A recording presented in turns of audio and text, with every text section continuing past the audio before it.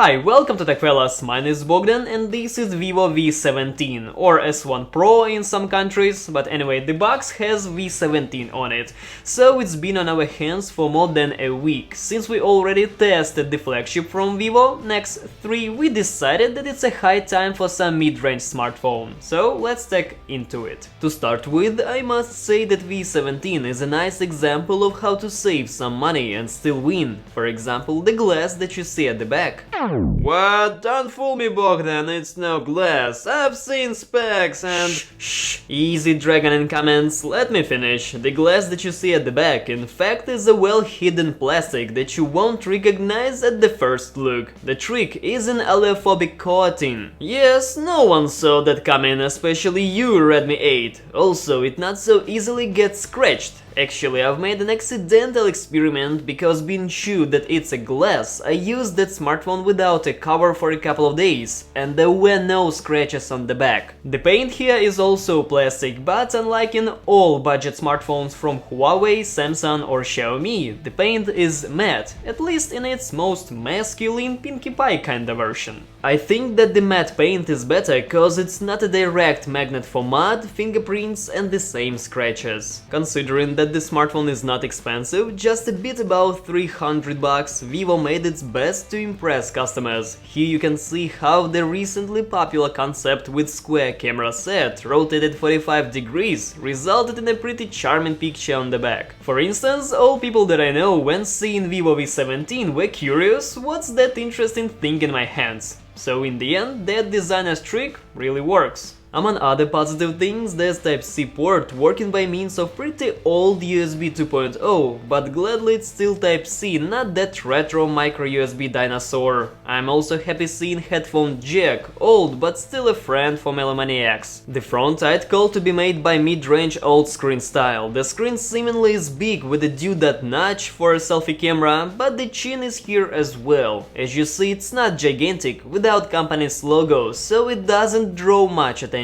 Vivo was one of the first companies with InScreen fingerprint reader in smartphones, probably that's why they decided to make it a key feature and bring this stuff to their budget phones, like V17. I don't have any huge complaints to the scanner, the only thing that is negatively surprising is the floating response speed when unlocking. Sometimes it recognizes me quickly and sometimes just refuses to work fast. Interestingly, with some services that need authorization, like banking, it works stable all the time, but not as snappy as I'd like to. Front camera face recognition works faster than fingerprint reader, and besides, low light conditions and just the screen brightness will be enough to unlock the phone. That actually makes me feel worried about the accuracy of the scanner. It also knows when your eyes are closed and doesn't fall for the trick, so if you suspect that your date wants to unlock the phone and read some messages, be sure to have a sweet dream and do not bother about that. This guy won't allow it. The screen itself is Full HD Plus Super AMOLED with 6.38-inch diagonal. I would claim its quality to be high, since we found no strong color distortions and no fierce blue reflections when looking at an angle. The maximum brightness is not bad, at least it's perfectly clear what's on the screen when you're on the street during a sunny day. The minimum is just okay, we had displays with certainly dimmer light. What's proud to notice is that PWM is quite adequate here and presses the eyes only at low brightness. In all other situations, my eyes almost never got tired. Also, software gives us color adjustment, a dark theme, DC dimming, which partially solves the problem with WPM, and gladly my favorite always on display. There's a bunch of different options here and many settings to choose from to make as much better picture that you personally will like to see on that widget. By default, always on display brightness is automatically adjusted. In most cases, there is no need to lift it up. As for the brains, the smartphone has Snapdragon 665, 8GB of RAM, 128GB of storage with possibility to expand it using a microSD card while sacrificing a second SIM card. Frankly speaking, as this is the only version in terms of RAM and storage, Vivo V17 is like a breath of fresh air after the rain. Mi 9, for example, has option with 6GB of RAM and 64 for storage, only it's kinda a flagship, unlike the hero of this review. In fact, if I couldn't Google or just check the specs of the smartphone, smartphone, I wouldn't guess that the chip installed here, so to speak, is not the most powerful. The software is rocking, the firmware doesn't lag, everything is snapping smoothly. Sometimes micro jerks show themselves, but not more than 3 times in a day or something. In short, in everyday use, the smartphone not only was pleasing with its performance, but I would say even surprising me. The lack of efficiency feels mostly in games. World Tanks Blitz on the top graphics will squeeze 60 FPS somewhere around one successful battle. After, the frame rate drops in the third fight, down to 35-40 FPS. In general, for more or less comfortable gaming with a smooth picture, it's better to lower the settings in demanding games, at least point-wise towards the medium. If World Tanks Blitz for you is just a 10-minute fun on break, then in this case I would just advise to leave top parameters in graphics. The battery life in this phone lasts until 45,000 mAh run out. It can quickly charge from an 18-watt adapter out of the box, and what's even more important, its discharge is very slow. With a mixed schedule you've probably faced during Christmas holidays, like we for instance, the phone jumped on the charger only on the 4th day. Upon normal use, it can keep you up for 2 days. Demanding games of course run out V17 quickly, say 8 hours is maximum this phone can give. The smartphone is not sick of strong heating. In any case, during the period of use I couldn't even warm up my hands with it, although sometimes this winter-only feature would have been handy. Next, my wows to the number of wireless connections is just one NFC module, but how big is that one?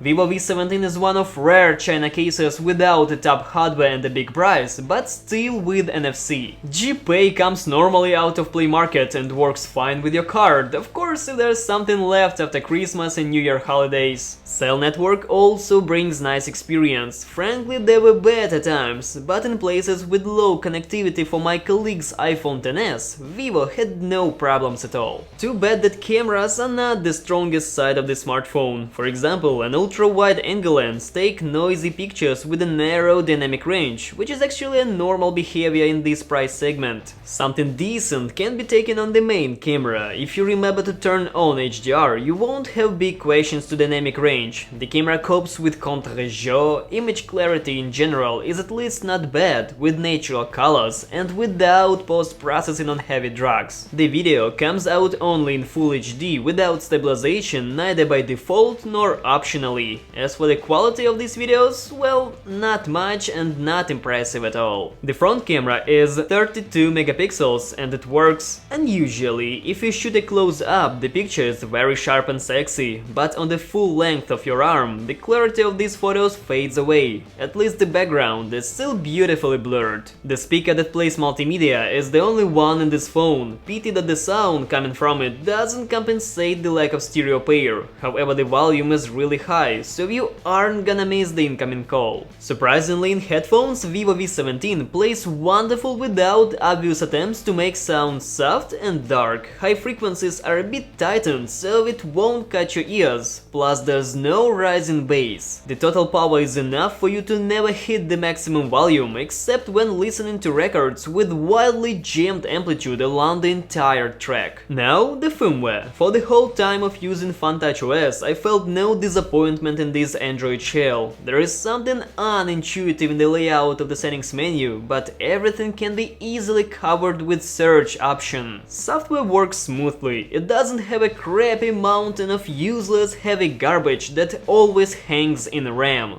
That deserves separate thumbs up. Summarizing the stuff, Vivo can do nice things and the smartphone is a great example. If to close your eyes to the fact that the price for the smartphone should be at its prime cost, Vivo V17 turns out as fine, pretty much affordable device with NFC, good screen, impressive battery life and fast hardware. Some gears could have been adjusted, but that's a typical story for nowadays. And if you wonder where to buy this guy, I will leave a link to internet store in the description box below.